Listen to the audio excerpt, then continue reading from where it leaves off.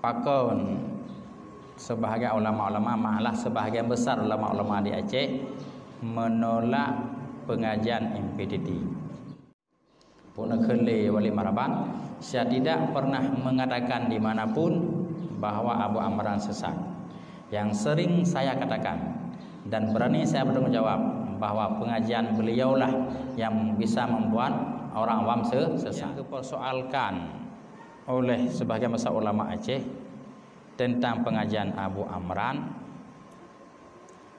yang pertama, pernah tapi pernah beliau mengembalikan dhamir huwa pada qul huwallahu ahad kepada Muhammad yang dimasukkan dengan insan kamil. Pernah kan tapi kan setiap pengajian asyid pernah beliau mengembalikan dhamir huwa pada qul huwallahu ahad, huwa itu kembali kepada Muhammad. Jadi terjadi heboh karena ada kejanggalan. Olehnya nampaknya akhir-akhir ini orang MPTT pun terlalu berambisi untuk dapat menaklukkan seluruh kawasan Aceh dan kawasan-kawasan lain supaya menerima keberadaan MPTT. Sementara kebanyakan ulama Aceh masih mempermasalahkan pengajian MPTT, termasuk tentang pengembalian dhamir huwa yang ada pada qul huwallahu ahad.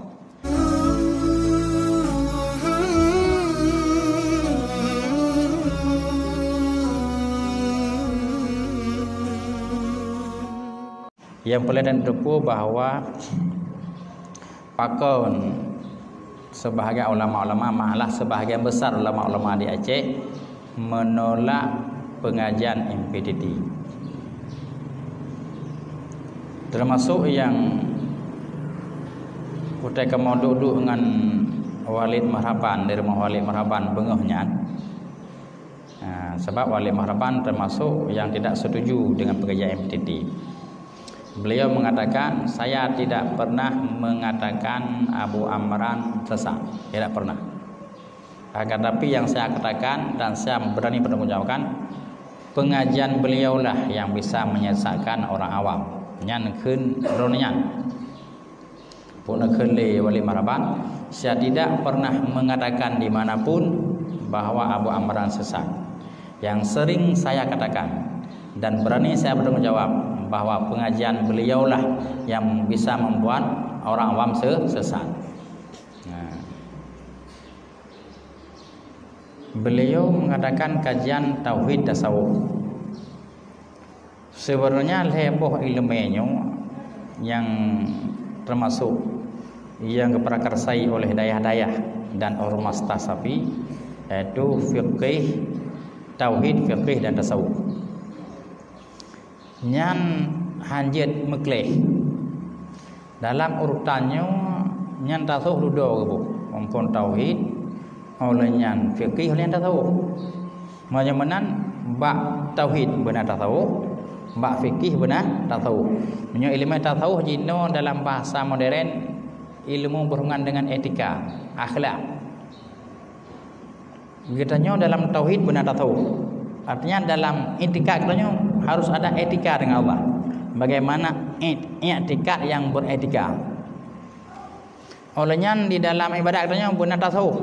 Bagaimana ibadat yang beretika. Dan ilmu tasawufnya juga berbicara tentang rahasia daripada etika dan ibadat. Ilmu tasawuf merupakan rahasia daripada membuka tabir dan rahasia terhadap ilmu etika dan terhadap ibadat.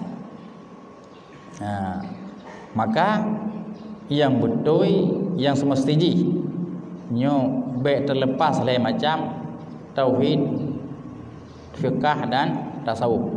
Dan tasawufnya ada dalam tauhid, tasawufnya ada di dalam fiqh. Contoh, ahli ilmu tasawuf yang populer dalam kalangan dayah, yang sering kitab-kitab yang dibaca di dayah, Imam Ghazali. Membaca kitab Ihya ihayanya nan kitab tasawuf. Tapi dalam ihayanya nak bicara akidah. Nyumnan je bukti bahawa tasawuf masuk ke bidang akidah. Dalam ihayanya nak bicara ibadat, nak bicara semayang, nak bicara puasa, nak bicara zakat, nak bicara haji.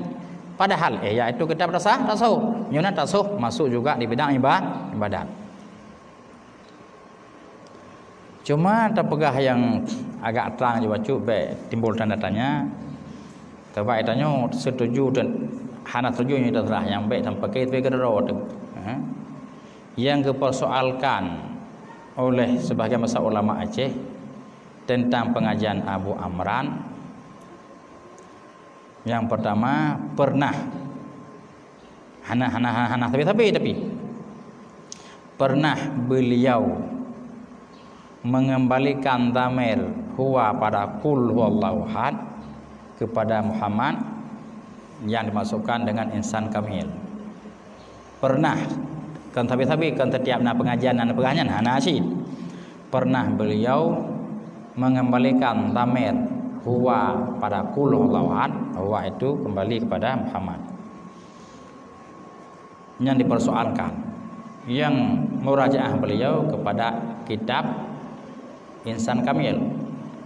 Kitab Insan Kamilnya adalah salah satu daripada tingkat tinggi.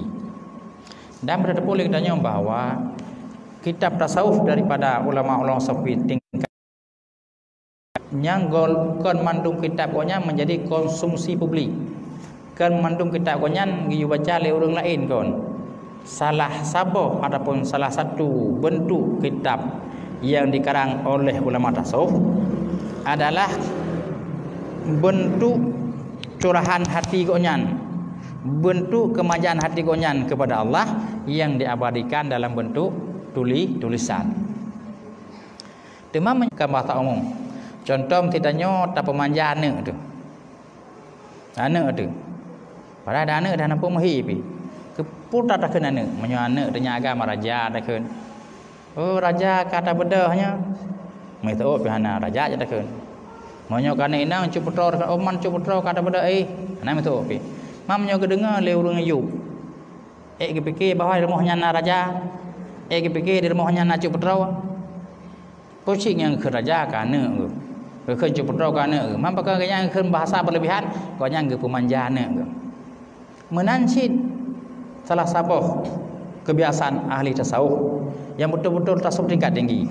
Jadi karya tulisnya itu adalah dalam bentuk diabadikan kemanjaan dan curhatan hati. Sementara lagi abadikan dalam bentuk tulisan. Ada ketulisnya baca-baca dan udah kasus-kasus ke baca apa yang tulis. Nyan hana konsumsi untuk umum kan gitu bebe agak kita menyan. Posit hanya diabadikan dalam bentuk tulisan perasaan gonya kepada Allah Subhanahu wa taala dengan bahasa yang mubalaghah. Dengan bahasa yang terkesan terlalu berlebihan berbanding dengan bahasa biasa. Contoh dah begah. Nyo kitab yang populer. Syarah Hikam kan populer. Tapi waktu kita baca mukadimah Syarah Hikam pun keun le pengarang pensyarahnya. Ilun tuan lung bithe badon mandung bahawa hasil cara halungnya golong tentenya sama lagi maksud pengarang matan.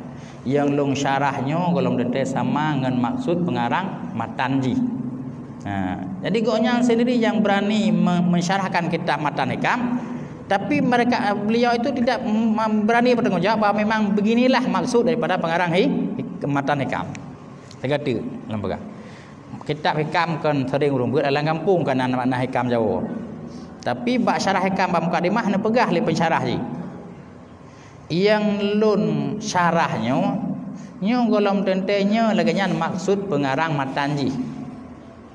Mang ke baujung ji menduk goknya yang kabrani ke syarah kitab Matan Hikam, tapi hambrani kita menjawab bahawa memangnya laganya maksud pengarang matan. Pakon sebab bicara ilmu tasawufnya adalah bicara perasaan. Tasawuf yang berhubungan dengan tauhid itu tasawuf akidah benar, nya adalah perasaan beliau dengan Allah Subhanahu wa taala. Jadi menyatakan berkaitannya ojek syid. Dia buyakan pegat majlis pengkajian tauhid tasawuf. Kadang ojek syid majlis pengkajian fiqh tak tahu. Sebab lang fikah harus tamang tak tahu syid, lang tauhid tamang tak tahu, lang fikah tamang tak tahu. Cuma mbak tamang nyan kadang-kadang orang-orang tingkat tinggi nyan kadang-kadang cocok menyembah katanya orang awam malah bisa memang tu. Karena pernah ulun tuan wate lunjak ulah haji na depo le Abu Amran na lur hinan ni atung ba anak na. Sehingga jaklah kedih ba pesantren ba dayah beliau di bawah. Tok kejih nejuk ke lun padung kopian kitab Sang Kamil ni pelajari. Terus kampung wate lun tuan kalen memang betul-betul hana muphum memang dah tu haurau jung. Maka kira 2 bulan lenya na telepon le buya. Kiban tengku matangkuli kalen kitabnya kalih long kala nabi tapi nyo hanam pun tapu belum kamu manglung sehingga kitab-kitab yang kalung thom takut itu mele nomiat melung sendiri yang katawa ina daya hai bala kodro tu halong doh jompo memang tu andoh morau jompo law ngan nomiat maka kitabnya yang kalung thom gada sampai noh an tepat li maka dengan nyan ke kahana li caru long lia ya kana lepegah nyo melung sendiri hanam pun kita nyam pulau ngan nomiat jadi kan tak pegah abuya hanam pun kan tak pegah Abu Ya Amrah nampung sebagaimana pernyataan Wali Marbam no, saya tidak pernah mengatakan Abu Amran sesat, tapi yang sering saya katakan dan berani saya tanggung jawab bahwa pengajian beliaulah yang bisa menyesatkan orang awam nyarulah ini tak beliau mungkin yang terakhir itu berkenaan dengan qul huwallahu ahad menyemenan di kitanya kiban tak bermakna ngabai hek di tetan sebab qul huwallahu ahad kan ke hek kitanya wayan Qul huwallahu ahad nyan kan ayat untuk pehek katanya moyan. Maka keban tak bermakna ngabai hek itu. Yang hek dak lagi. Pakan hek dak kana kan bu katanya moyan bu disebut dra kan hek kecil. Kiban tak bermakna qul huwallahu ahad yang baik hek itu. Nyan huwa nyan hanai wa tahu. Jangankan kan iwo ke Muhammad maka Allah kan kenan wa tamer huwa. Pocit huwa dan jamer sya'an. Dia tak kalian buat contoh lang syarah Jauhar Maknun ya. Karena buat contohnya nyan huwa dan damir sa'an. Artinya damir sa'annya hana marji damir hana. Tapi kandungan damir sa'an na jumlah yang dikaji yang kenyang kandungan damir sa'an. Dia bermakna kul kata oleh Muhammad. Dianya hana tahu pi. Kata oleh Muhammad huwa dianya ambek tahu pi. Jangankan ke Nabi maka Allah bibi po. Allah wahad. Allahunya Allahu mubtada ahadun khabar. Katakan oleh Muhammad dianya itu bermula Allah itu Maha Esa. Jadi jumlah yang nadek jumlah mubtada yang nadek keji yang khabar huwa daripada damir sya'an. Hamadu damir sya'an kalau ganyan. Damir ke anahu ka ganyan cid. Jumlah ke je khabar ana hunya kata masyaan hunya ana iwa tahu cid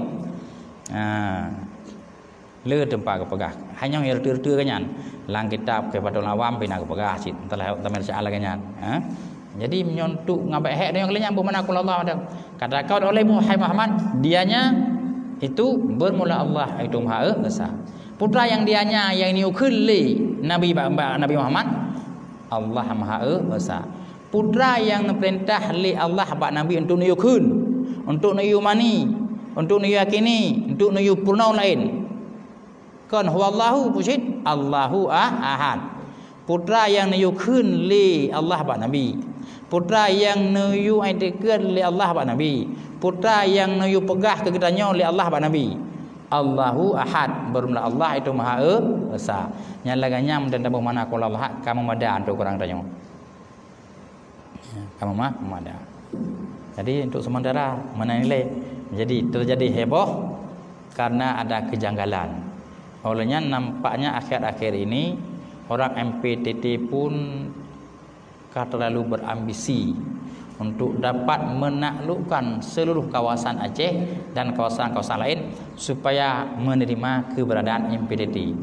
Sementara kebanyakan ulama Aceh masih mempermasalahkan pengajian MPTT termasuk tentang pengembalian damir huwa yang ada pada qul huwallahu ahad.